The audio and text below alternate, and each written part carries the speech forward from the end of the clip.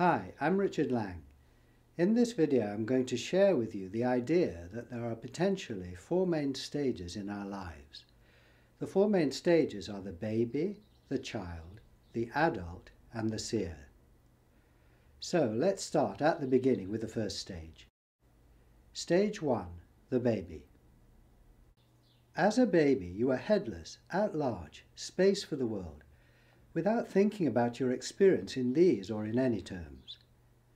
You are unaware of having an appearance, of having a face, of being inside a body. When you looked in the mirror, that wasn't you, it was another infant. Your faceless openness was infectious. Just by being yourself, you were inviting others to be faceless too, to let go of their self-consciousness. It was as if you were saying, I'm wide open for you. There's nothing in the way. Come and join me in this boundless openness.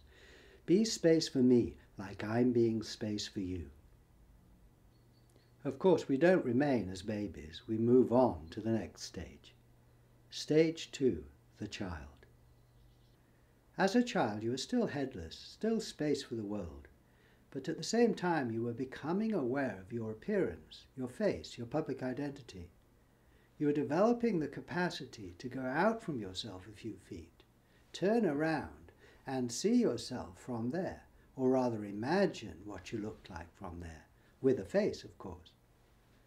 Looking in the mirror, you began to identify with the person you saw there, taking on that face, that body. Increasingly, in the company of others, you saw yourself as they saw you, with a head on your shoulders. You were learning to take responsibility for that unique and special individual. Yet the head that you were acquiring sat so loosely on your shoulders that it was just as easy for you to be a lion or a tiger, say, as it was to be a child. You were not yet contained inside a human box. Often you forgot that you were anything at all. How happy you were being wide open for the world, free as the wind. Your openness was infectious. Your message to others was, come join me and be anything you like, because, like me, you're not in a box. The world is your playground. Everything is possible. Of course, we don't remain as children, but move on to the next stage. Stage 3, the adult.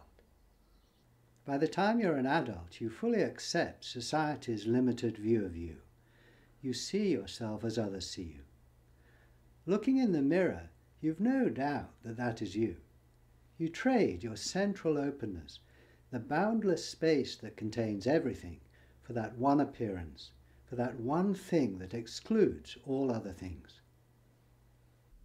Of course, your adult self-consciousness is a necessary and vital development.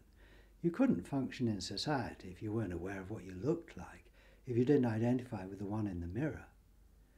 But then it's not surprising if sometimes you feel vulnerable, because being a person is being vulnerable from 1,000 directions, and in the end, of course, you know you're going to die.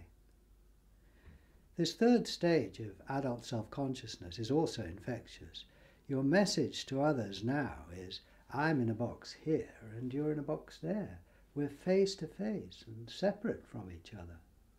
You don't have to say this to people. Everybody's thinking it. Everybody believes that they are what they look like. And so in this third stage, you have gone out from yourself, as it were, and you're looking back and seeing yourself as others see you and identifying profoundly with being a person. And the idea of being headless, of being space for the world, you dismiss as nonsense. So, seeing yourself as separate is a marvelous achievement, to be an individual. But it may be that you also feel you're missing something, which of course you are. And fortunately, this need not be the end of the story. You can go on to the next stage. Stage 4, the seer. When you dare to put aside what society tells you about you, and you look for yourself, at yourself, you discover that society is wrong. You're not what you look like. Or rather, society is right about what you are from a distance of a few feet, but wrong when it tells you that you are that appearance here, right at your center, at zero distance. You're not. When you look in a mirror, you discover that on your side of the mirror you have no face. Instead of finding a person at your center, a solid thing in the middle of your universe, you find nothing at all. Yet this nothingness is self-evidently awake. And though it's empty, it's also full. It contains the world. How wonderful not to be in a box. How wonderful to be full of all things. Clothed in the universe, all things are yours. Of course, you continue being self-conscious. You're aware that this awake nothingness where you are manifests out there in others as a person. So you live a two-sided life. Privately you're the one, publicly you're one amongst many.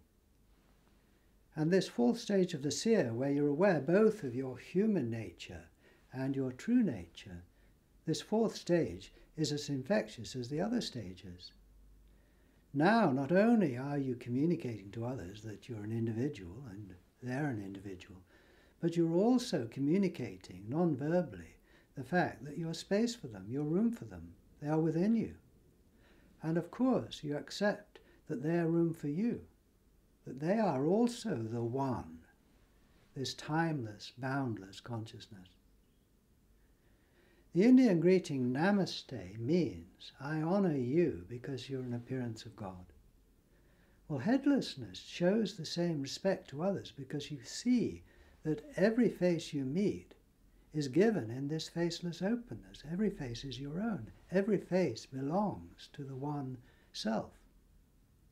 And when you meet others who are also enjoying being conscious of this open space where they are, then you as the one get to celebrate with yourself who you really are. You get to celebrate with others who are also yourself.